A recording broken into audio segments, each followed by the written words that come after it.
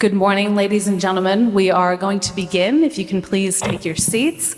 My name is Christina Olney, and I am the Executive Director of the Remembrance Society, and I would like to thank you all for joining us today for this incredibly timely and important press conference. Putin will not stop his war against Ukraine. Implications for the West's response. We have an incredibly distinguished panel joining us this morning to discuss this topic. Before we begin, I would like to thank our colleagues at the American Coalition of Ukraine for partnering with the Remembrance Society on this event as part of the Ukraine Action Summit happening this week in Washington. And I would like to thank all of you for the sacrifices that you have made to be here and to stand with Ukraine. I now have the great pleasure to introduce the founding chairman of the Remembrance Society, former Congressman Don Ritter, who is going to frame the discussion briefly here this morning and share a bit with you all about the work of the Remembrance Society. Don Ritter is the most dedicated anti-communist that I know.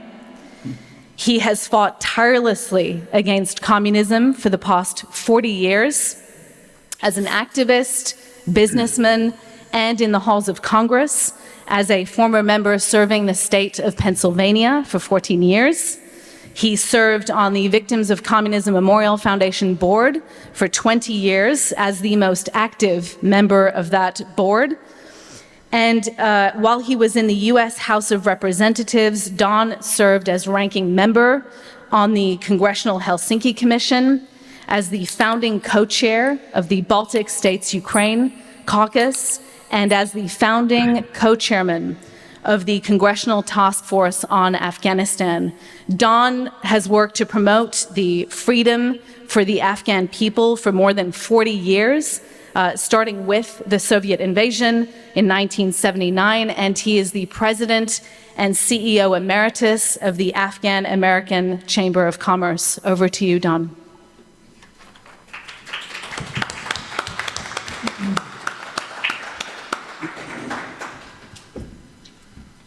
Hi, everybody.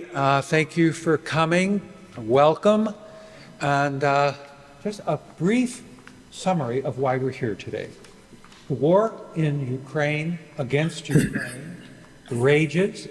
It rages on, and it is ongoing because Vladimir Putin can't afford to stop it.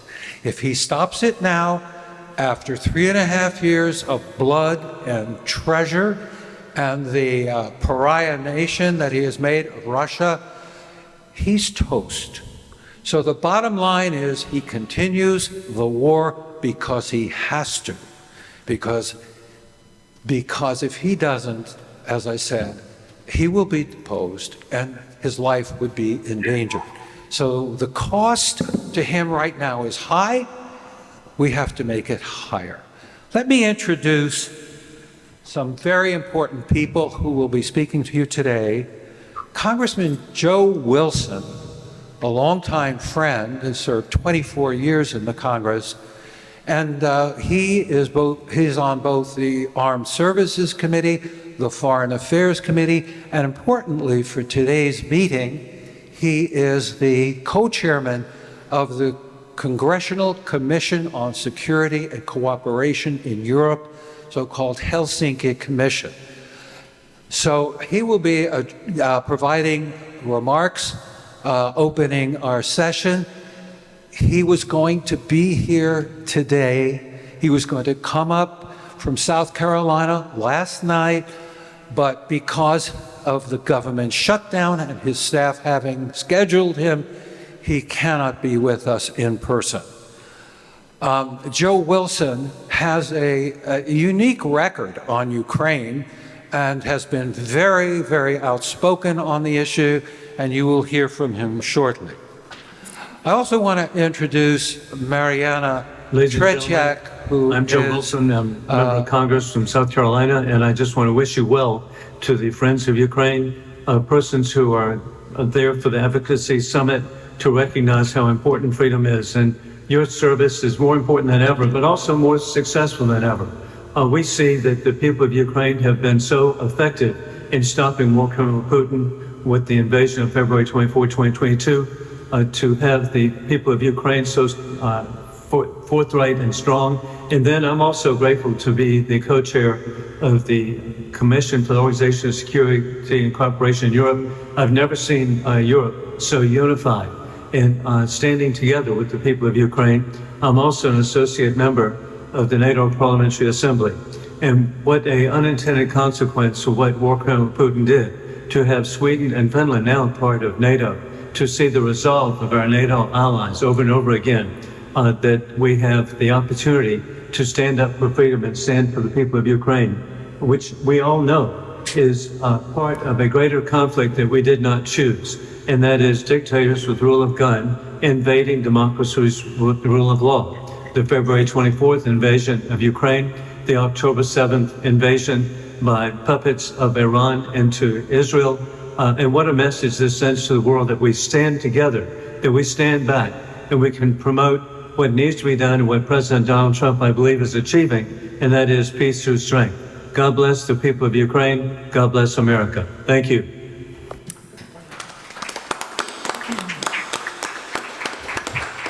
Sorry, I messed up on that sequence a little.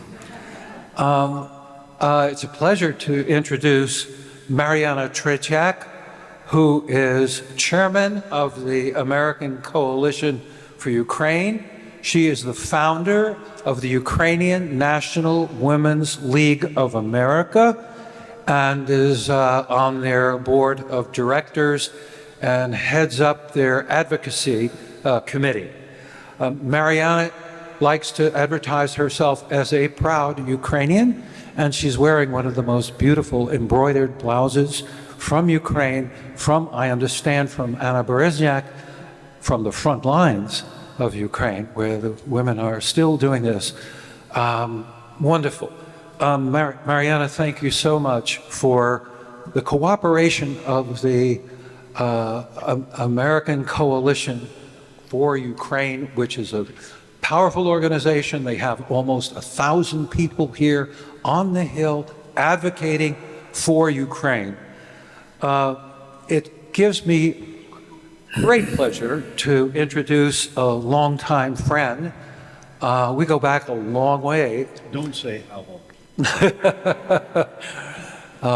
Robert Bob McConnell, who many of you know as the founding chairman of the U.S.-Ukraine Foundation, which is a major league activist organization here in Washington. You probably receive his daily missives of articles and of information, and of, in bold, his added comments, which are always right on target, I might add. Bob and I go back to the latter 1980s. Bob was a Hill staffer, alleged director for the great John Rhodes of Arizona. He then served in the Reagan administration, the first Reagan administration, as Assistant Attorney General for legislative and governmental affairs. He then went on to be the Vice President of CBS. A great anecdote, quickly, we were invited on a boat trip. I was invited on a boat trip by Bob around Manhattan Island. And who was on this boat trip? It was Margaret Thatcher, Henry Kissinger, and William F. Buckley, and Don Ritter. And I was the only one who had lived in the Soviet Union and really smelled the place, felt the place. This is under Leonid Brezhnev, high-octane communism. And we had a great foursome discussion, and I was right there with these titans of history, which is quite unforgettable and due to my good friend, Bob McConnell. By the way, Bob's knowledge and interest in Ukraine comes from the fact that he is married to one Nadia Komarinsky, who many of you know, and she is also a driving force behind the scenes, but behind the U.S.-Ukraine Foundation.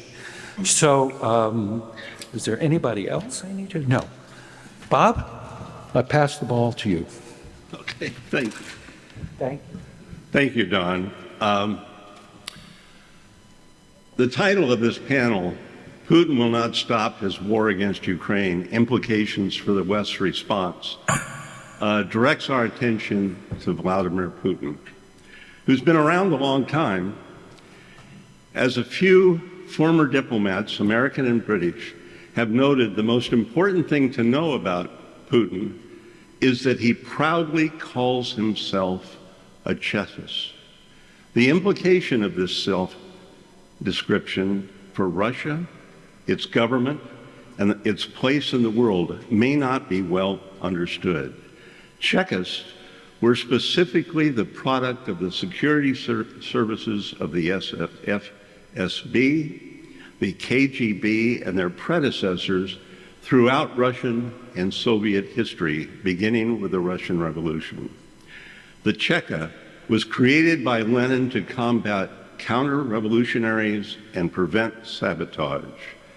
They were the dreaded secret police that arrested, imprisoned, tortured, and executed all opponents, real and imagined, without any constraints imposed by the law or an independent judiciary. After the Cheka was dissolved in 1922, its functions and demonic culture were absorbed into successive secret police organizations, including the KGB and today's FSB. So think of the implications, and as one astute Western diplomat observed, if Putin was to agree to describe himself in one word, his choice would be Chekist. Every year, he enthusiastically celebrates December 20th, the date the Cheka was founded. Putin is the preeminent Chekist of his generation, leading a small group of chosen men with training, background, and disposition to defend Russia from its enemies, real and imagined, never bound by the law, nor importantly, bound by any notions of the truth.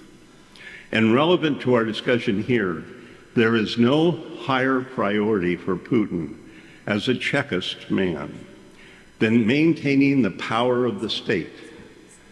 And in Russia today, Putin is that state. Our panelists today, I guess I'll go through each one and then we'll start. Sir William Roeder, president of the Magnitsky Justice Foundation, was the largest foreign investor in Russia until 2005, when he was denied entry into the country and declared a threat to national security for exposing corruption in Russia's state-owned companies. What a whore. Corruption. Mr. Browder's lawyer, Sergei Magnitsky, uncovered a massive fraud committed by Russian government officials. Sergei testified against state officials involved in this fraud and was subsequently arrested, imprisoned without trial, and systematically tortured. He spent a year in prison under horrific detention conditions, was repeatedly denied medical treatment, and died in prison in 2016. Since then, Mr. Browder has been leading the global Magnitsky Justice Campaign, which seeks to impose targeted visa bans and asset freezes on human rights abusers and highly corrupt officials. In Putin's nation, Russia, he's public enemy number one. Kyle Parker, sitting next to me here, was jointly appointed Chief of Staff of the Helsinki Commission in January of 2018. He's by the then chairman and ranking member. Prior to his appointment on the commission, Kyle served in the House Foreign Affairs Committee, overseeing U.S. foreign policy toward 50 countries and 3 international organizations covered by the Department of State's Bureau of European and Eurasian Affairs. From 2006 to 2014, he was a senior policy advisor on Eurasia for the Helsinki Commission. Actually, I could start adding a bunch of personal comments and so on, but I'll leave it at that. Kyle has been a stalwart in all things dealing with anti-communism, with Russia, with the Ukraine war, an excellent staffer and somebody I know members look to for advice, counsel, and encouragement. David Sater is a journalist, historian, and author of 6 books on Russia and the Soviet Union, a documentary film director, and serves as vice chairman and director of education programs of the Remembrance Society. A former Moscow correspondent for the Financial Times of London, he has followed Russian events for almost 5 decades. In September of 2013, he was accredited as Radio Liberty correspondent in Moscow. 3 months later, he was expelled, a great badge of honor. He was expelled from Russia. David's most recent book, Never Speak to Strangers or Other Writing from Russia and the Soviet Union, was published in 2020. I could go on with a number of awards he has received, but we're going to want to hear from him sooner. Daniel, I hope I'm pronouncing this right, Mokrik is a reporter with the War Crimes Investigations Units of the Kiev Independent, something that I wake up to every morning.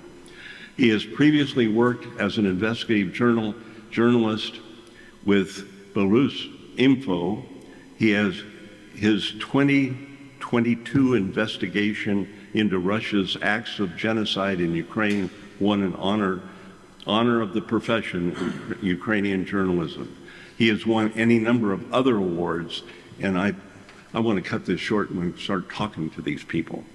Why don't is Mr. Browder connected? There he is. All right.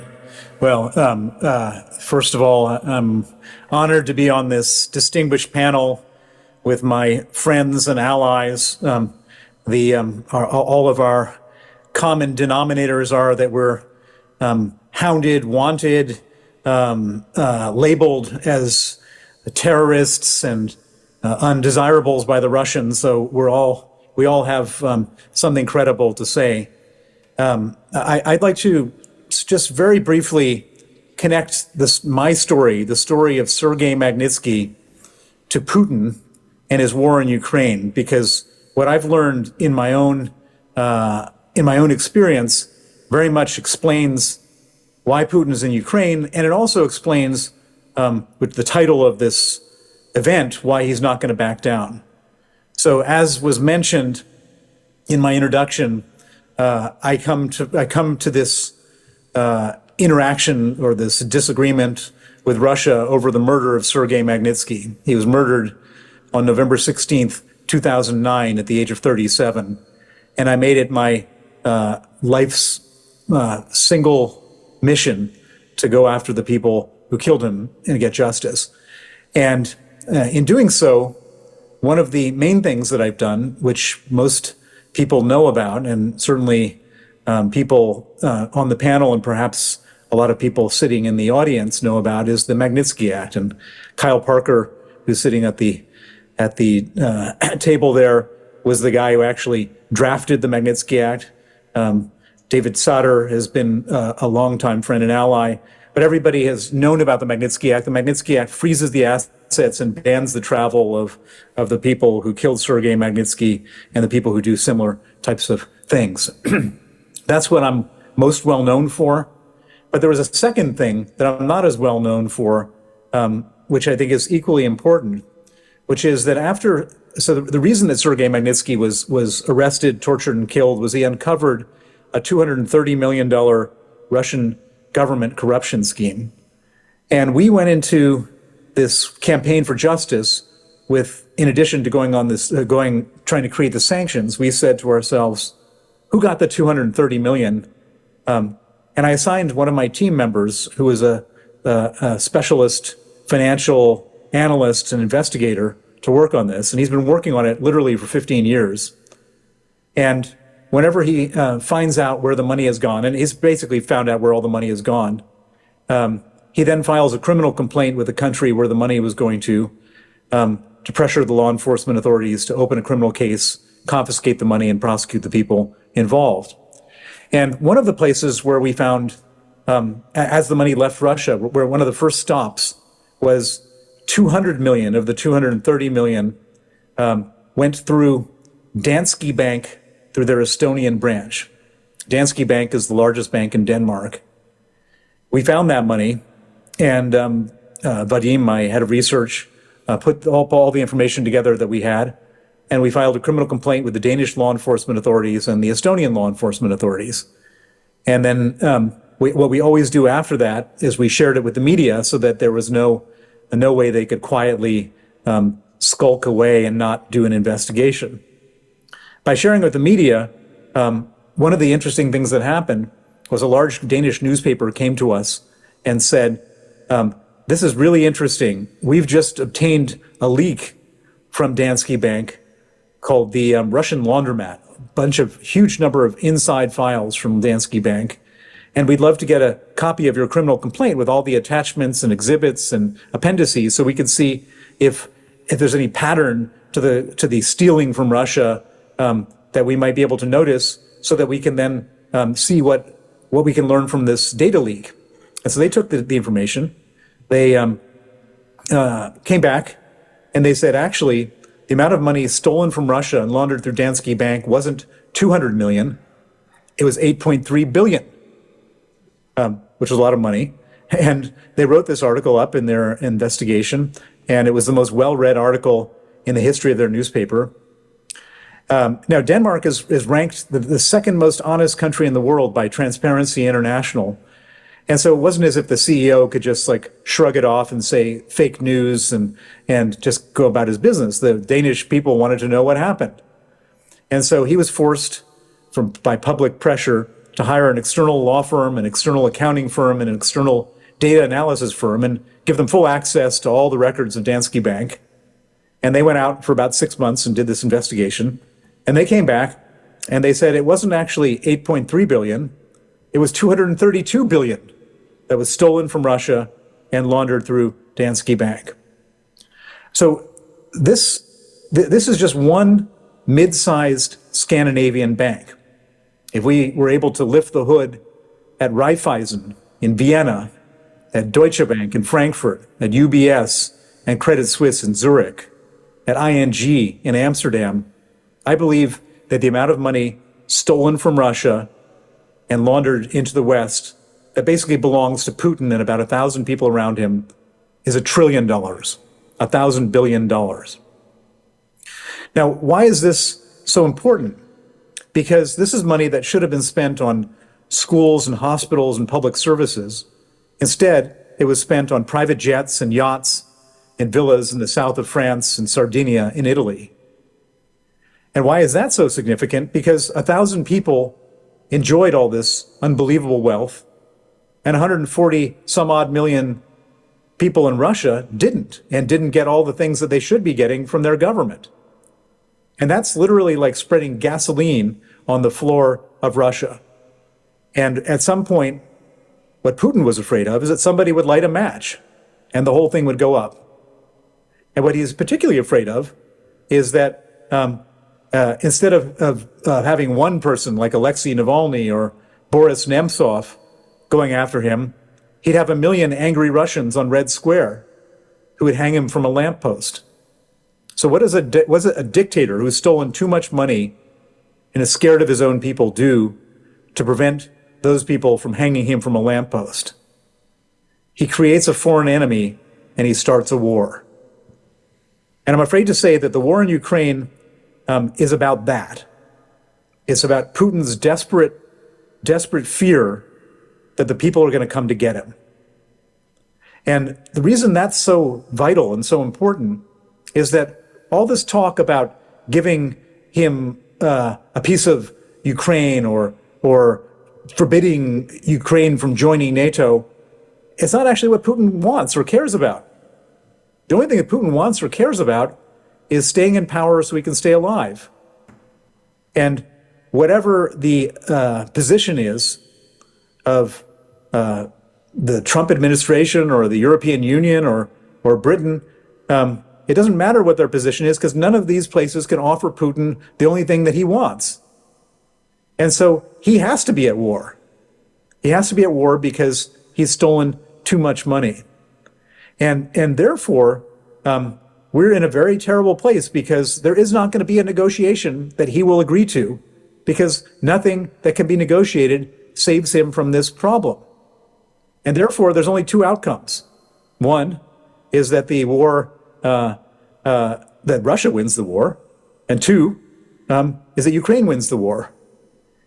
We can help Ukraine win the war by giving them the weapons they need and to completely cut off Russia's financial ability to do that. And that's what we have to do. And hopefully, as time goes on, we will ratchet up the pressure and do that. But the one thing that scares me more than anything is that various people are tiring of the war and going in the other direction. And that's what Putin is banking on. I don't know how it's going to end up, but I do know that the war is not going to end by a negotiation because Putin won't end it. Thank you.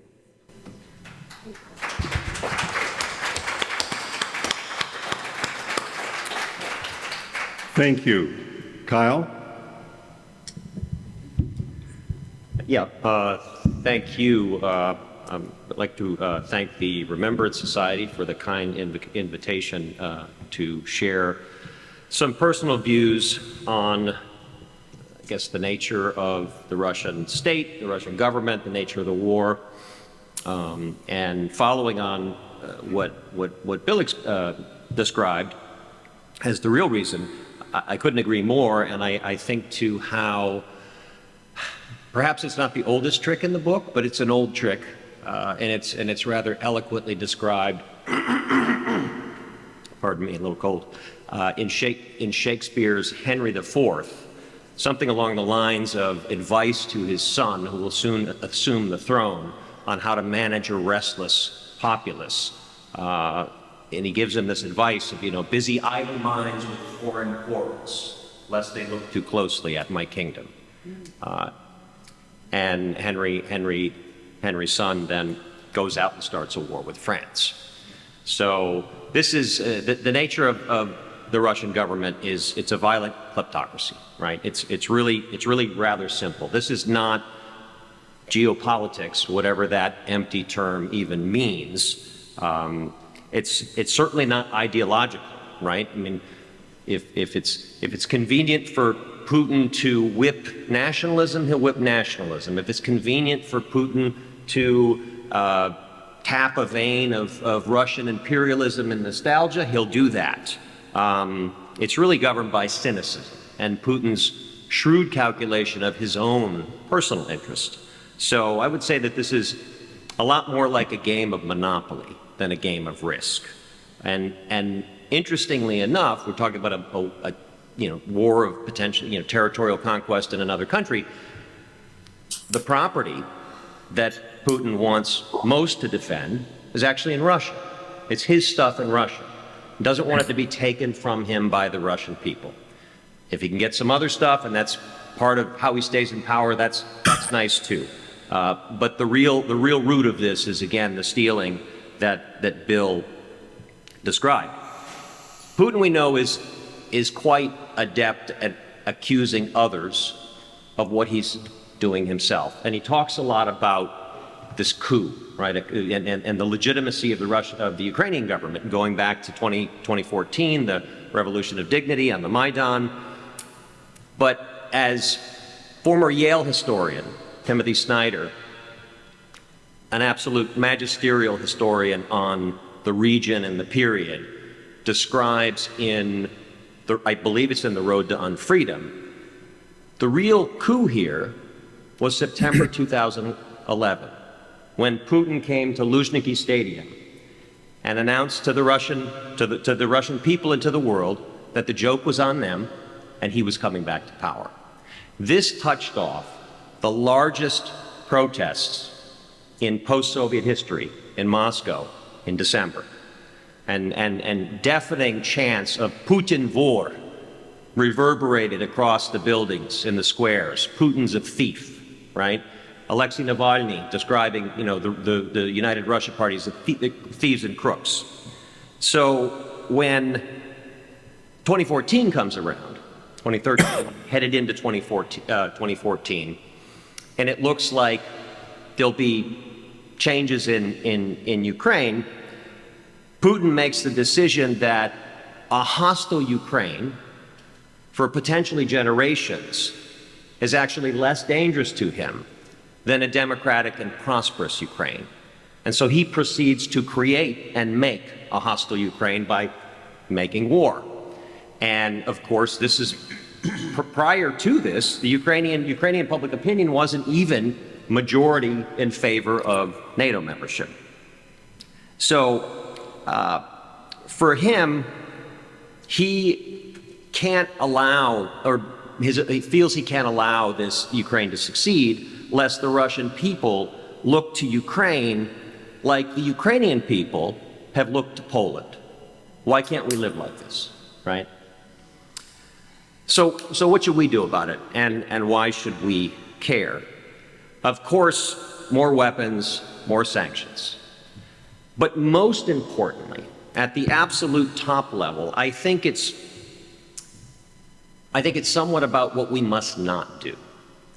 One of the things the United States is still able to do, more than any country in the world, is to confer legitimacy on a settlement, on a state, recognition, and we must not ever recognize Russia's territorial gains in Ukraine, regardless of whether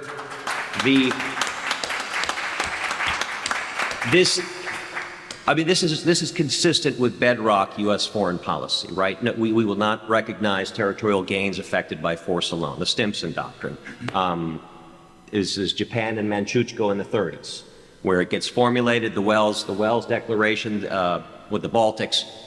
So the U.S. must not do that. And as we've heard over this past year, there have been times where it's looked like the U.S. could do that.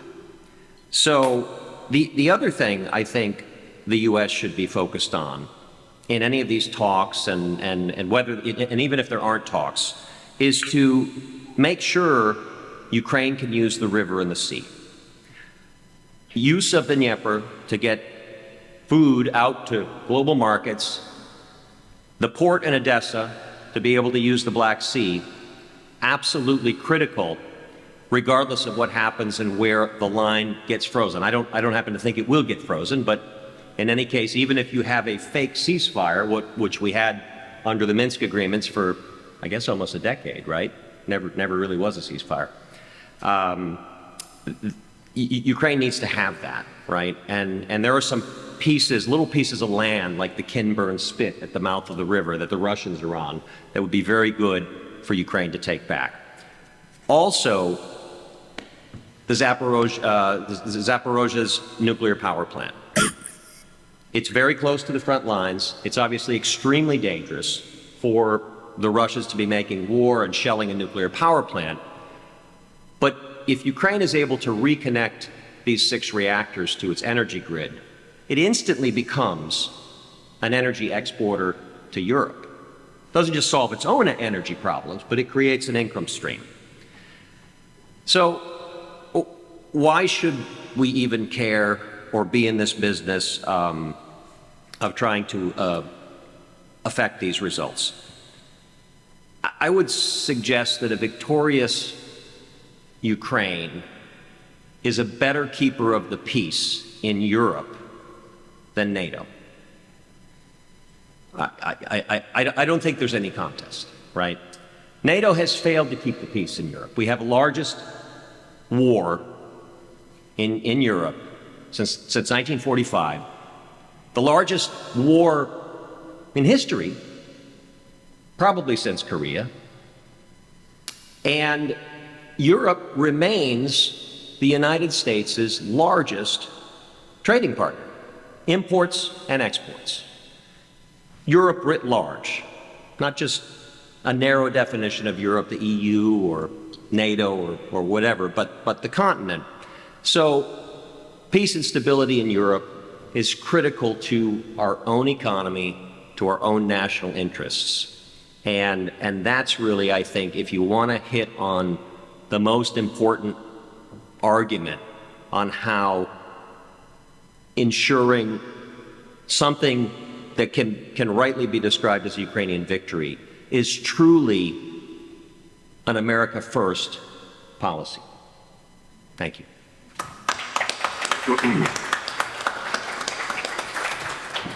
David? Thank you. I'll move that over here. Well, thanks to everyone for coming, and thanks to my friends Bill Browder and Kyle Parker, who I've known for a long time and are very dedicated on this issue and done a lot of good things. I want to, I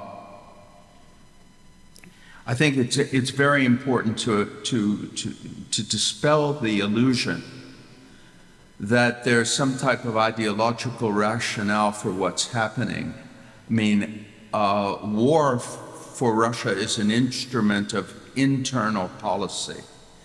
And this has been going on since the fall of the Soviet Union.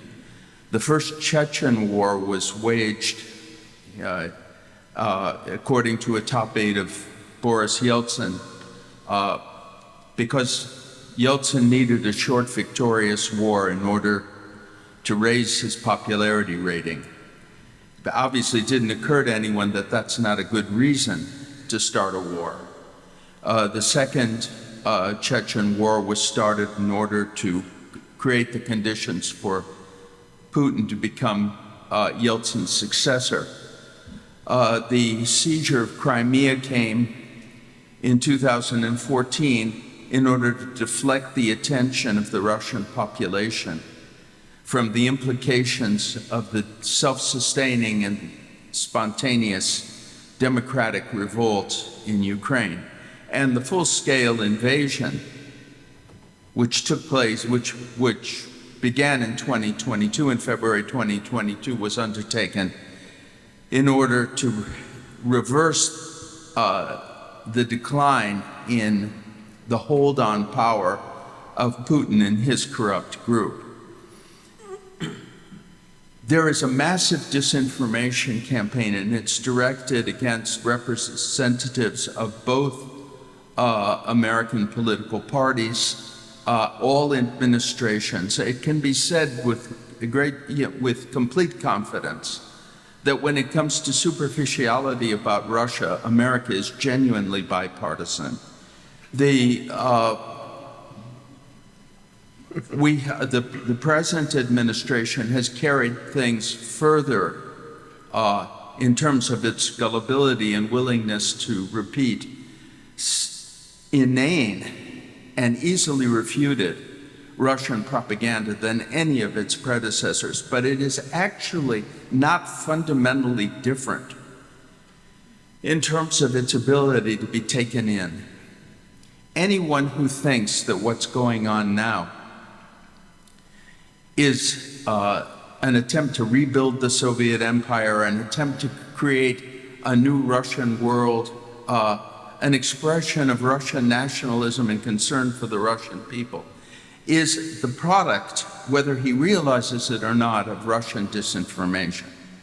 That is not the motivation, and it could not be for a leadership that knows as well as we know that a disastrous war will have demographic consequences far beyond its conclusion, however it concludes, and that the most reliable projections are that Russia will have half of its present population by the year 2100, and will certainly not be in any condition to create or hold an empire. This reality that what we have is a group of criminal nihilists and degenerates, a small group that is ready to sacrifice hundreds of thousands, if not millions, simply to sustain its hold on power, is a reflection of the evil that was created in the Soviet Union when the Russian Empire was taken over by the Bolsheviks, and when a secret police organization was created which has no regard for the lives of Russian citizens.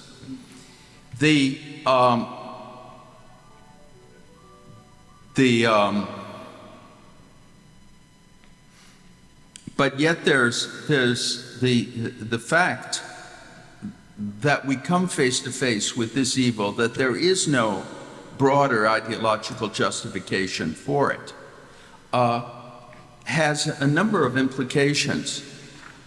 One, of course, that we're facing is a very serious threat, because under no circumstance should that mentality be allowed to spread or to dictate its terms to the civilized world. But at the same time, there's a possibility as we enter a long war of attrition, and we're continuing a long war of attrition, that a regime which is dedicated only to self-preservation will reach the point at which its self-preservation will be better served by ending the war than it is by continuing it. We saw this in the first Chechen war with Yeltsin. Yeltsin was clearly determined to stamp out Chechen independence. But when the cost became too high and threatened his own hold on power, he not only put an end to the Chechen war, made changes and concessions he vowed he would never make, but did them made them ahead of schedule. Under certain circumstances, if Putin understands that his survival, which is the only criteria here, is better served by ending the war, he'll end it, and he will amaze the whole world by the changes by the concessions that he'll be willing to make. The key, of course, is to bring him to that point. And everything we're doing now works against such an outcome. By believing his propaganda, by repeating it, by attempting to make a deal when what is at stake is a matter of principle, we only encourage the continuation of the conflict. And in this conflict, it's not just a question of delivering weapons and imposing sanctions. It's also a question of moral influence. And there are various ways to raise the moral issue: the kidnapping of Ukrainian children, the execution of Ukrainian prisoners of war, all of which are very important. But the most important is the origin of the Putin regime itself. What should be known to every American, and what in fact is known to only a very few, is that Putin came to power as a result of an act of terror against his own people. In 1999, when he had a 2% popularity rating, apartment buildings were blown up in the middle of the night, killing hundreds of Russians. They were blamed on Chechens. A war was launched. Putin was put in charge of the war, became a national hero, posing as the defender of Russia, and was elected president. And he's never lost power since then. This act of terror is very specific. People will say, well, he's committed so many crimes since then. Why is it important how he came to power? The truth is that other regimes have squandered the lives of their soldiers. Other regimes have assassinated their political opponents. But the willingness of the Putin and the Yeltsin regime to murder their own people and to treat them simply as President Zelensky said, logs on the fire, as the people who were responsible for the day-to-day operation of the Nazi extermination camps, including Auschwitz, referred to the people who were being killed as units. And it's exactly that mentality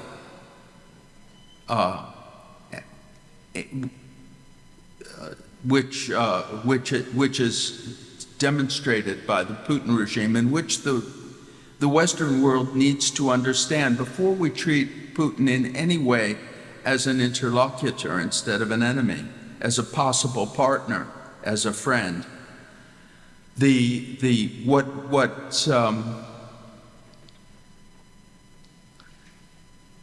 What our present leaders have failed to understand is that communism just really destroyed the souls of people. And when the soul is destroyed, appearances are misleading. The need right now is to make the moral case as well as the political case. That has the potential of uniting American public opinion, of neutralizing those who are enthralled to Russian disinformation, and creating some kind of consensus which is going to be absolutely essential to win a war of attrition. There are a few signs. It's hard to say how important, but one thing that I found very significant was a statement on Russian television recently by Vladimir Putin, who said that the city of Zaporozhye has 1 million people. It would be a huge expense for Russia to take it over and then face guerrilla war, and that in fact the resources of Russia are limited. Well, Zaporozhye is part of the Zaporozhskaya Oblast, which is, according to the Russian constitution, part of Russia. All 4 oblasts have been officially declared to be Russian territory. So a statement like that, which could not have been made without authorization, is a sign that they are feeling some pressure. It's our goal, it's our core objective now to put an end to this nihilistic regime and to its incursions, and possibly end it in Russia itself, by exerting maximum pressure on Russia. And the way to do that is to organize ourselves morally and ethically, and organize our own population, because if that is what, in the final analysis, that's what it's going to require. Yeah.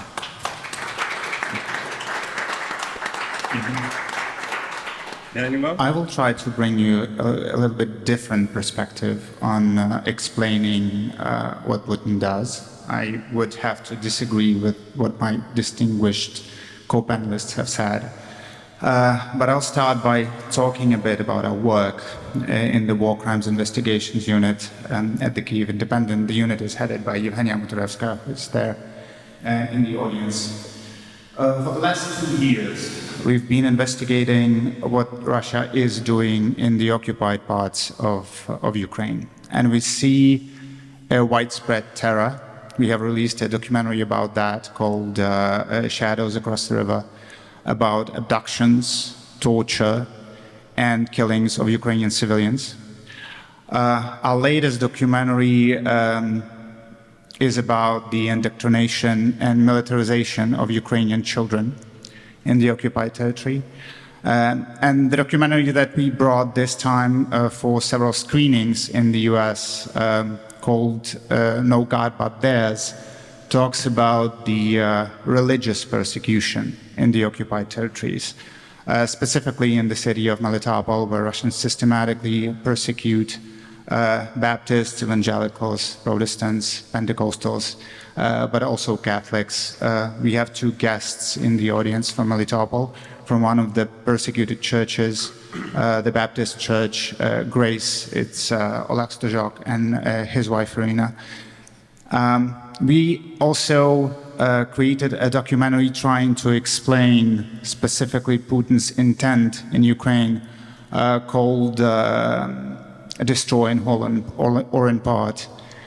And throughout our work, you can see Russia's intent to eliminate Ukrainian nation, to make it a part of their state, and to recreate the Russian Empire with Ukraine. When you are trying to explain what Putin does by his clinging to power and efforts to hide corruption, you cannot explain the terror that is happening. You cannot explain the genocidal acts that are happening in Ukraine. You have to disregard the whole dynamics of history between Ukraine and Russia since at least the 17th century, because you would have to pretend then that Russian monarchs and then Soviet leaders and then Russian presidents were all trying to use Ukraine to hide their corruption. When you are trying to say that Putin's reasoning to invade Ukraine was to cling to power, you would also have to pretend that his power was in danger in 2022, which it wasn't. It wasn't. By saying that he needed to invade Ukraine in 2022 to remain in power, you are overestimating greatly the power of Russian opposition. It is in no way, in any shape, and in any power to pose a threat to Putin. There was no gasoline spread on Moscow in danger of being lit, because there were no protests in Russia since those mentioned on Bolotnaya Square in 2011. No protest at all.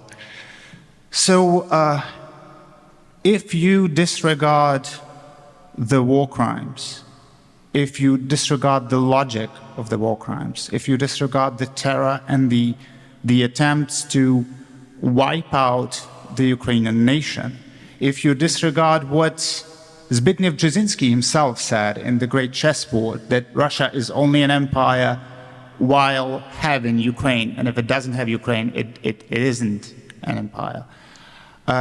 If you disregard all that, you are in danger of misunderstanding Putin's logic. You are in danger of misunderstanding this war as part of a multiple centuries long political and historical process. And if you misunderstand that, you will not be able to help to end this, ever. Because if you do not understand the intent, you cannot put a stop to the intent.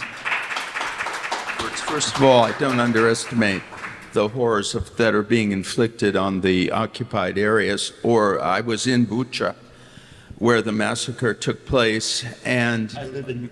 I know. I've been there a lot. I've been there a lot too. No. But I think that when I was a correspondent in Moscow for the Financial Times in the 1980s, I met a group of Russian dissidents who had just been released from the labor camps.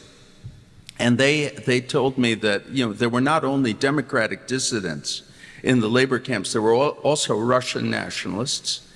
And they were in a state of constant conflict with the Ukrainian nationalists in the labor camps. I mean, all of these people, of course, were against the Soviet regime, but they were equally against each other. So there's no, the fact that the desire to dominate Ukraine is very popular in Russia, and that in fact the Russian nationalist mentality definitely does not recognize Ukraine as an independent nation. That's all true. And once the war had begun, this was the logical strategy, of course, to impose Russification on the areas that had been conquered in order to mobilize the population behind the war effort. But that doesn't mean that that was the motivating factor. Now, this is a complicated conversation which involves the history of the period and the pattern of behavior of the Russian leaders since the fall of the Soviet Union deprived them of an ideology and created a system in which the animating factor was simply the drive to accumulate power and wealth. These propositions don't really contradict each other.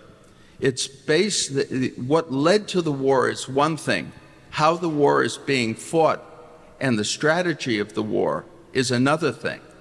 What we're seeing is definitely what you've described. There's no question about it.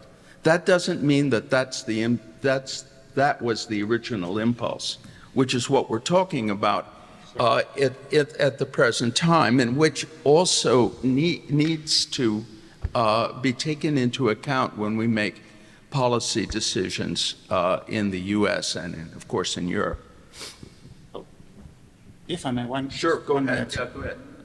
The thing is that when you are saying that Putin's intent to invade Ukraine was to cling to power in 2022, you are respectfully speculating because you have no evidence of that. You have no evidence that his power was in danger. When I'm talking about what Russia is doing in Ukraine, I'm saying that the evidence of the intent is there. I'm saying that politics are evidential of the intent. I'm saying that the actions are evidential of the intent. I am not speculating. I'm speaking from the obvious. Do you have any reason to say, any concrete reason to say that Putin's power in 2022 was in fact in danger and that he needed to do something about it by invading Ukraine? Any hard evidence that his power was in danger? Thanks, but I think Bill Browder wants to say something first. Yeah, well, you're working on that, Christine. Oh, sorry, David. I didn't want to cut you off. I didn't see it. Have the mic in your hand. No, I just holding. Yeah. No, Danilo, I really found your remarks very thought-provoking, and yeah, as Bob said, was taking a fair amount of notes. In thinking about 2022 and any risk to Putin's power and overestimating the power of the Russian opposition, I think we also, and perhaps here respectfully, could be underestimating the insecurity of a Russian leader who, Putin doesn't come from old money, right? Putin knows what a hole in the ground for a toilet and a common apartment in St. Petersburg in the 60s looks like. He's also somewhat vertically challenged as leaders go. And so, new money in the worst sort of sense and clinging to it with, not wanting to ever go back there. And I think 2022 was potentially opportunistic. There was a window of opportunity, given situation in the world, electoral cycle in the United States.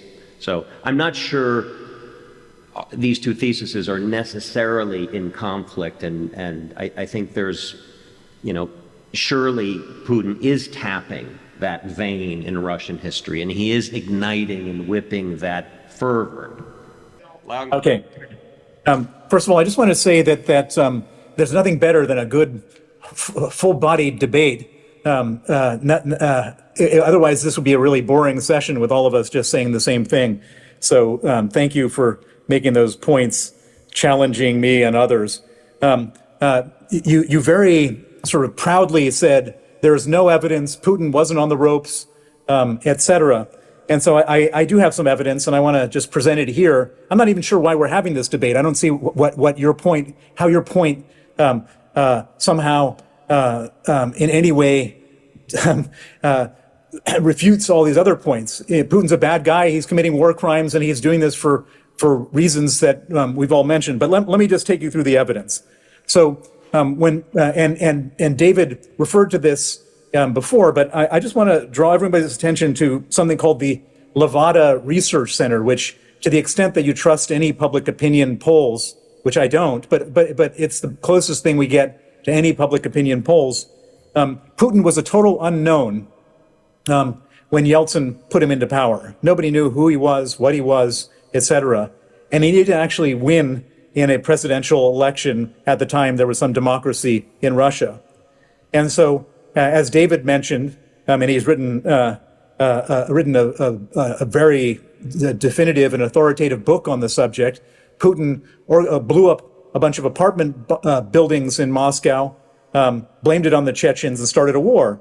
And so he went, according to Levada, from a 0% approval rating to an 82% approval rating. He got into power because of war. And then, according to Levada, his approval ratings, as we went towards 2008, went down to about 65%, which, for whatever reason, he considers to be a threshold.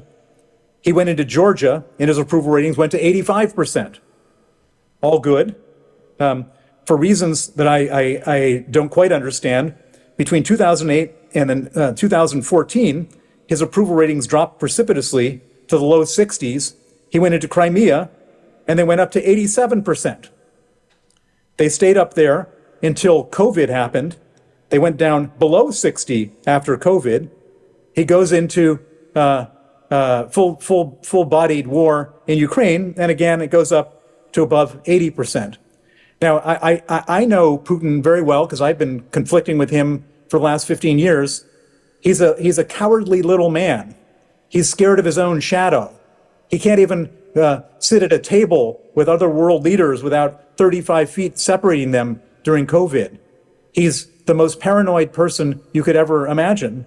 And he was so paranoid that, and he's so scared for his own skin that he understands that you say there's no relevant opposition. That's correct. He killed all the opposition or he exiled the opposition, but that's not what I'm referring to. What I'm referring to is the uncontrolled uprising, which could happen, the gasoline on the floor. And you say that's impossible, it can only be because you identify this, that, or the other opposition group. That's not how it works. That's not how it worked in Tunisia when the fruit seller set himself on fire, which led to the Arab Spring. That's not even how it worked in Ukraine during Maidan or any of these things. You know, there is spontaneous anger among the people of different countries, which leads to these uncontrolled, unexpected revolutions, which is what Putin is so scared of. And so I'm not even sure why we're having this debate, but I love a good debate. This kind of reminds me of when I showed up at the European Parliament to talk about confiscating the Russian central bank reserves. A guy from the Belgian ambassador said he thinks it's a terrible idea, and we just had the best back and forth because of that. So it's good to have somebody disagreeing, but I completely dismiss your points. Just a little response to explain the reason why I brought up this debate. In my mind, when you are trying to explain Putin's intent the way you do, you are trying to put the whole responsibility and the historical responsibility on him personally, thus pretending that Putin is not a product of Russian ideology, Russian society, Russian mentality, and Russian history, but he's just, a leader trying to cling to power. Whereas what he does is exactly the continuation of Russian mentality, of Russian history, and of Russian ideology.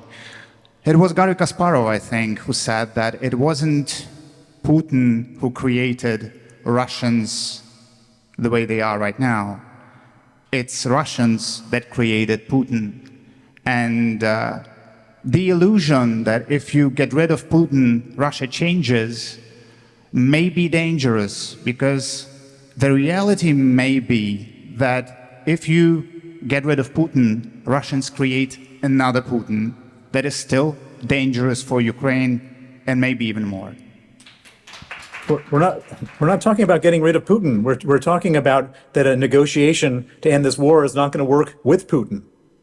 Good morning, Dobryadok. I'm Chris Orr, Senior Defense Editor for National Security Journal, former Air Force officer and proud TRS supporter. I guess I would direct my question toward David, though I certainly welcome perspectives from the other panelists. Hopefully it doesn't break down to more further verbal fisticuffs. But anyways, on general principle, it's good to see that President Trump has finally imposed oil sanctions against Russia. My concern is, what practical effect do you think that'll have? I mean, going back in history, sanctions didn't force Saddam Hussein to pull out of Kuwait. It took a war, Operation Desert Storm, to kick him out of Kuwait. 12 more years of sanctions didn't loosen Saddam's grip on power in Baghdad. It took another war, or Operation Iraqi Freedom, to finally kick him out. Meanwhile, the Cuban example, 65-year embargo, and the communist stranglehold on power in Cuba still remains. So what do you think the sanctions against Russia will have any more pragmatic effect? Why or why not? Thank you. Dziękuję.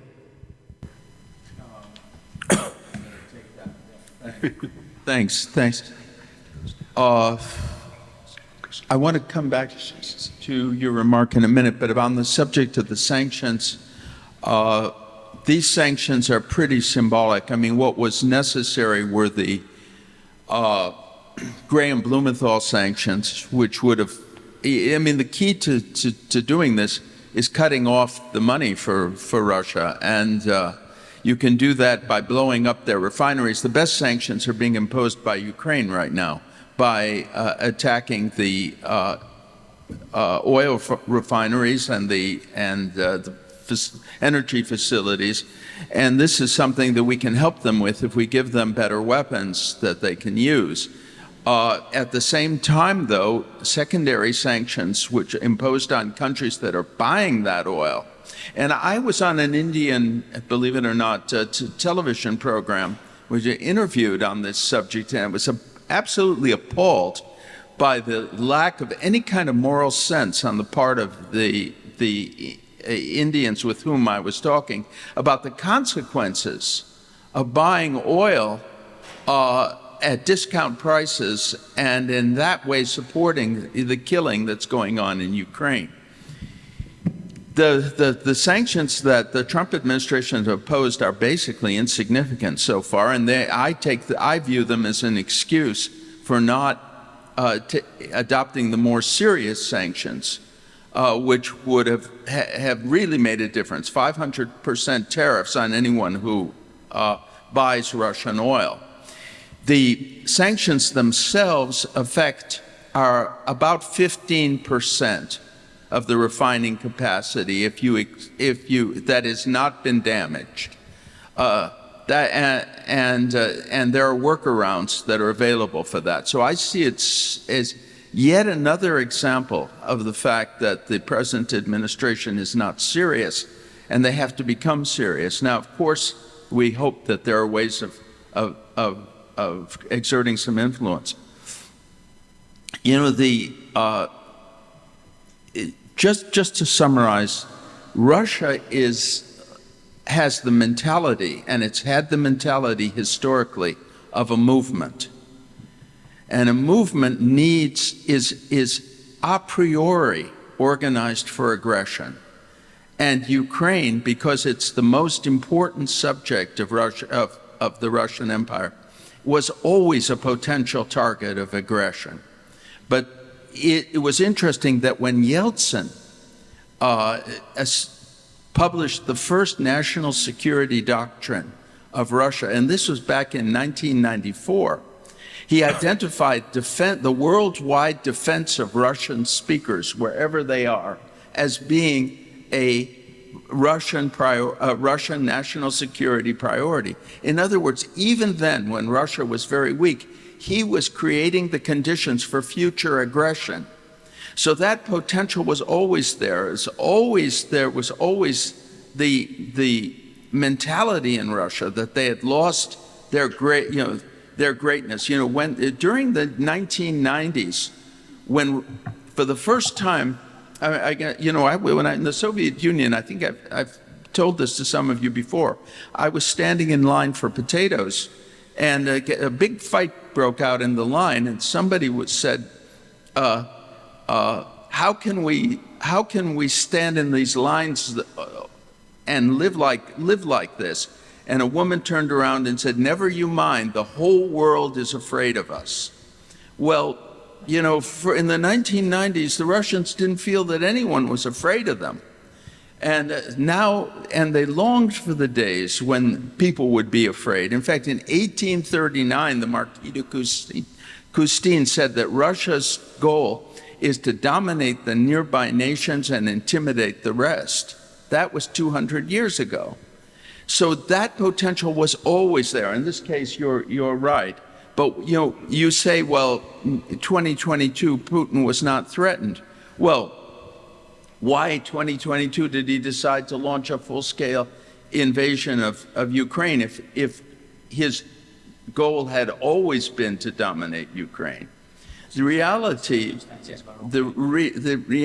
is that potential was always there, and in 2022, Putin decided to use it.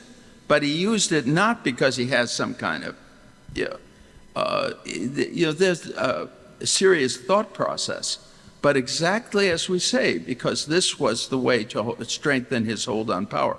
And Bill is correct that there were plenty of challenges to his power in 2022. We just, rather than go into them now, I think that there are, people who have questions, and I will say, Kyle had to leave.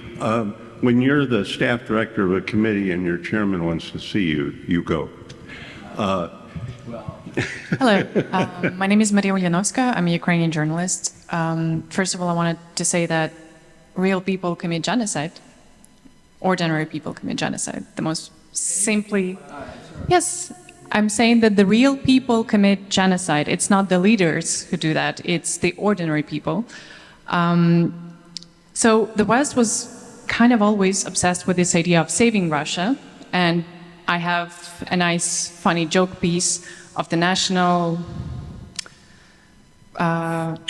Geographic magazine from 2000s that has a cover of like Russian man in the Russian hat and saying like, this is the new era for Russia. We will be friends with Russia, finally, blah, blah, blah. And like 20 years later, it's simply a joke. My question to you is, if you got to fantasize for a second and just dive into the idea that it might not be that Putin wants to cling to power, but it might be that the Russians are and have actually throughout the history been just this cruel people who don't want to be friends with the West, who want to live in their shitholes and just be full of themselves.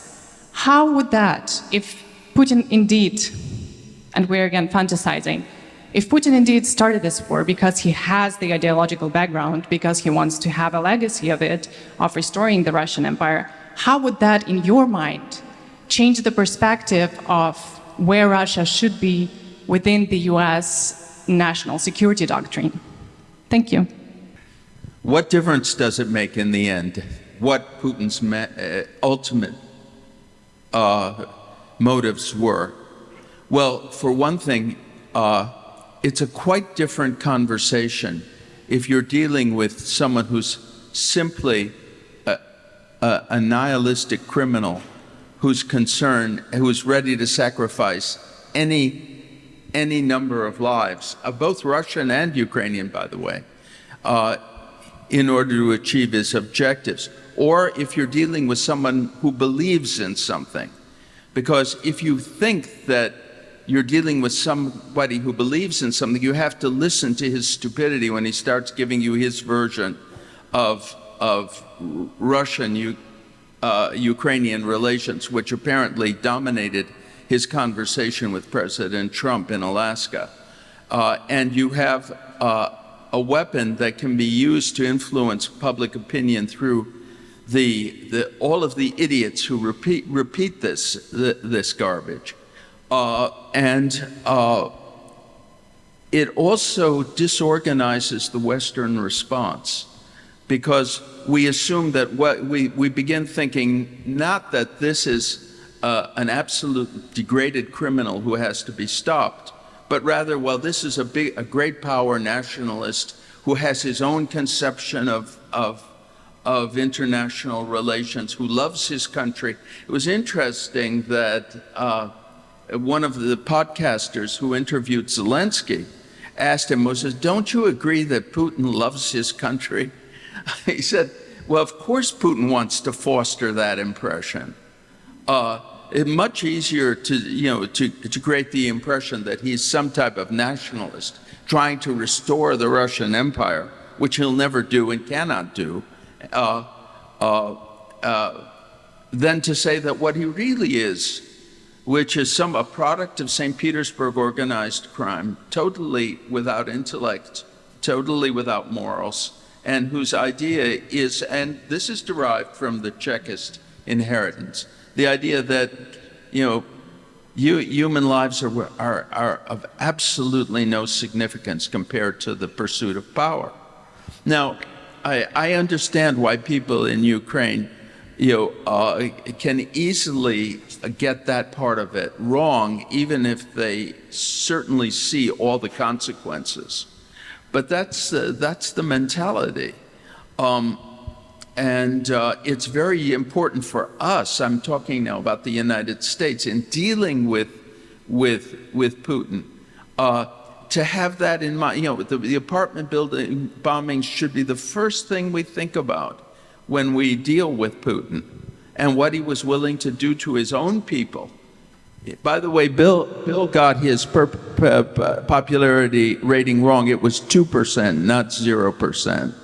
In 1999, but that's how popularity is raised in Russia. Now, of course, it comes against the background of a situation in which Russian nationalism, Russian imperial culture, the tolerance of Russian people for aggression, their desire to make the world afraid of them, that all plays into it.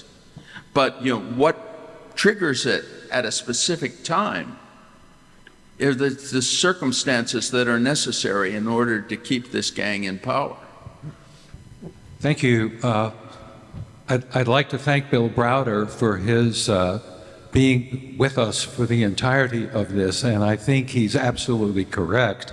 The fact that the Danilo has taken a tack which is opposite to the tack, to some extent, of this activity here, this event, I think has made this event far stronger. I wanted to point out, in just building the case for criminality rather than geopolitics or history, since the apartment bombings of 1999, Putin has held on to power by murdering his opponents.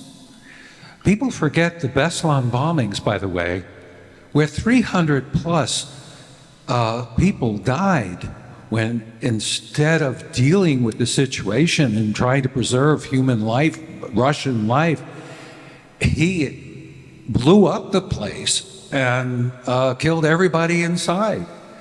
So, and names like Politkovskaya and Navalny and Boris Nemtsov, I've got my chronology mixed, but it's been a regime of murder and terror to keep power, as opposed to somehow expand empire.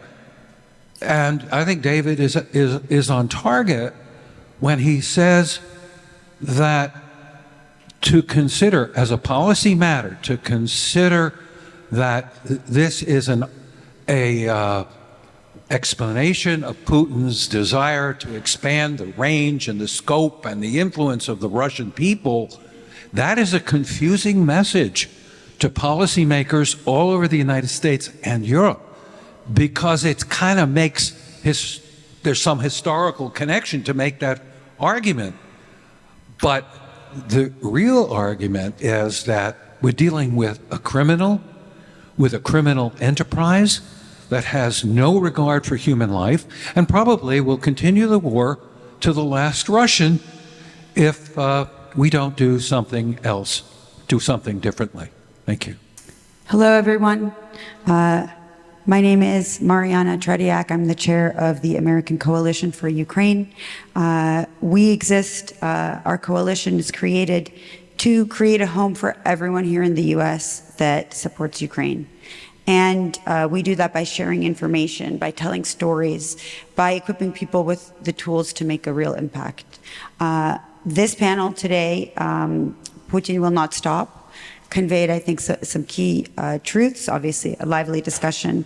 But at its core is this aspect where we are seeing in real time The attempt to erase a nation, to wipe people off of the map, and to destroy the very existence of the culture, the people, the religious faith of Ukraine.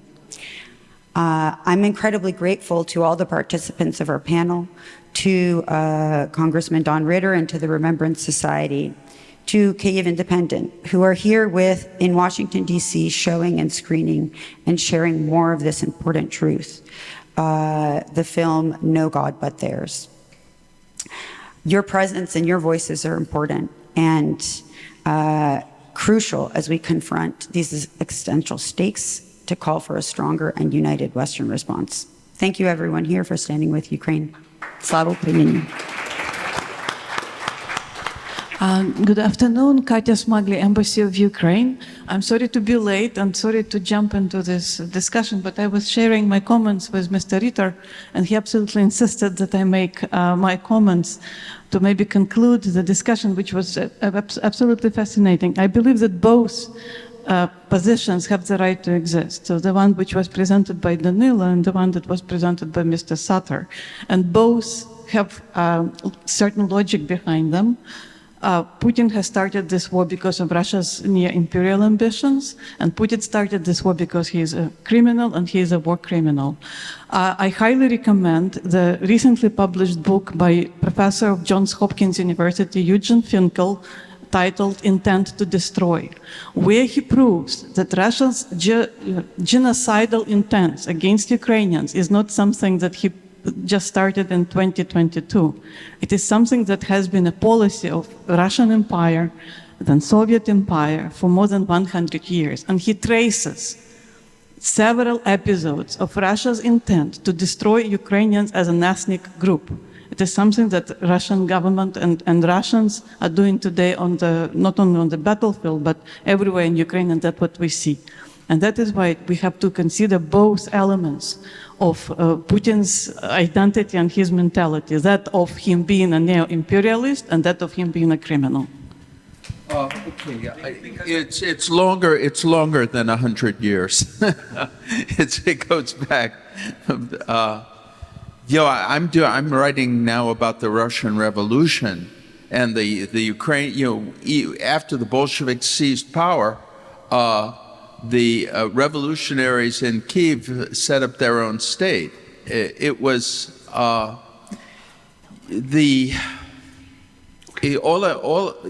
think we're getting a little bit off track because Russia is organized to dominate other countries, and the most important object of its drive for domination has always been Ukraine. It's nothing new in that.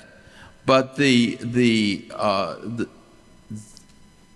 what we have to also understand is, and the character of the people who are in charge in Russia now, was it worth a war in order to achieve, what a lot of Russians would like? The mentality is extraordinary. During the period of time when, in the 90s, when Russia seemed to be weak, the nationalist drive in Russia was focused on sports, and suddenly, since they didn't have an army that that could invade other countries, they did, but. No, I know, but let me explain it, okay? The principal fascination of a lot of people was their sporting teams, and when their team won, the whole bus celebrated. It was something extraordinary. They were limited in what they could do in the 90s. What they could do, they did do, but they became stronger, and that was the standing temptation for Putin at any time to use that. But it doesn't mean that he's motivated by some sort of nationalist ideology. He has a criminal ideology. And the criminal ideology consists of the idea that human beings per se have no value except as they contribute to his power. This is not something if we begin to think of him as a nationalist with nationalist objectives, we're going to confuse the situation in the United States. And this, unfortunately, the support of the United States is going to be critical, even with the present administration. We have to do everything we can so that they understand what's at stake. No, there isn't. You're right. And Russia has been inflicting genocidal policies on Ukraine for forever, really. I mean, no better example than the Holodomor. Yeah. Well, there's some. Go ahead. Just a few words. It's the second time that in the connection to the discussion, the word confusing is being uttered, and I really don't see what's so confusing about imperialist ambitions, which are illegal under the international law, and what's so confusing about genocide, as you said, which is also a crime under international law. I don't really see any reason for confusion. The book by Eugene Finkel, Intent to Destroy, is great. I recommend it also to all that it may concern. One last question back to the lady. Hi everyone, my name is Anastasia Huff. I'm not an expert of any sort. I'm just an ordinary Ukrainian who now is proud to call herself an American with my kids born and raised here. And I just want to share my perspective. It is heartbreaking to see that ideological part is trying to be excluded by American side. And what you are saying and referring to the Putin as like criminal-minded, yes. But it's just a part of it. Little example, my grandfather, communist, by heart, by choice, when he was dying in 1993, the words that he said and made us like all confused is like, guys, Russia will never ever let you go unless you will fight with the arms and weapon in your arms. Didn't make any sense back then. I'm from Zaporizhia also. My family is still there fighting that war. So he is not just the criminal. The ego of these mafia people are so huge that they are collectors of the land and they're restorators of what was stripped from Russia, from a Russian Empire and later on the USSR. And if we forget this huge part of it, I feel like we're going to lose it. Ukraine going to lose it. And saying why he didn't start the war earlier, he wanted it right after meeting with Zelensky, because it was clear to him there will be no deal made. Zelensky is not going to just look into his eyes. COVID prevented it. That's it. He just waited for the COVID to be over. And that's when the political situation, it couldn't be decided with the political approach. And he thought it's going to be a 3-day war or 1-week fight. Nobody expected that it's going to be so long. Also, it's not just Putin. We say Putin, but it's people. I have relatives in Russia, all over Russia. They support that. They totally stand behind him. Whether it's Putin or it's someone else, that's the chauvinistic mentality that do not see themselves being less than the greatest Russian empire with America as their main advisory. That's it. That's just an ordinary Ukrainian perspective. And I'm just gonna ask you to let it sink in and to see the difference that it will cause in looking at the war in Ukraine as just like Russia trying to hold on to the power or Russia trying to dominate not just the Ukraine, but the whole region. Thank you so much. Thank you. We've come to the end of our time, and I'm going to throw in one more thing. We have an administration that we need to convince needs to do more. We've had 4 straight administrations who have done too little, too less, too late. But we also have a Congress that for over 100 years, starting with the Paris Peace Conference in 1917, unanimously and bipartisanly supported Ukraine until the last few years, when we have some members of Congress who are against Ukraine. The facts, quote unquote, that they use to support their position are not facts at all, they're untruths. We need to get Congress back united and standing up as a separate branch of government, supporting Ukraine so that Ukraine can win this war. Thank you.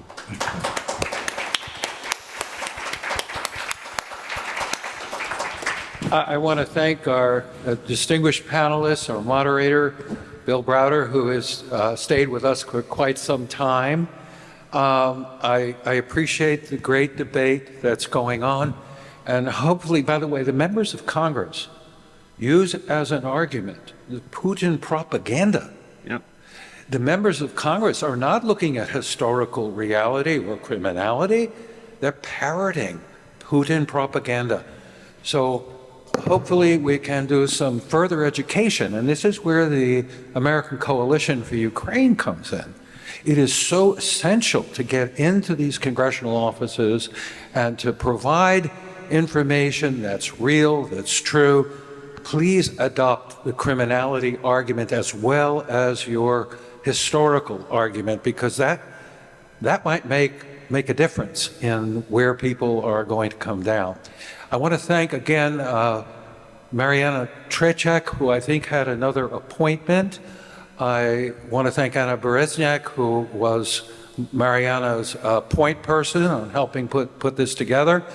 And again, the American Coalition for Ukraine is an important organization, and Godspeed, keep up the great work. And thank you again.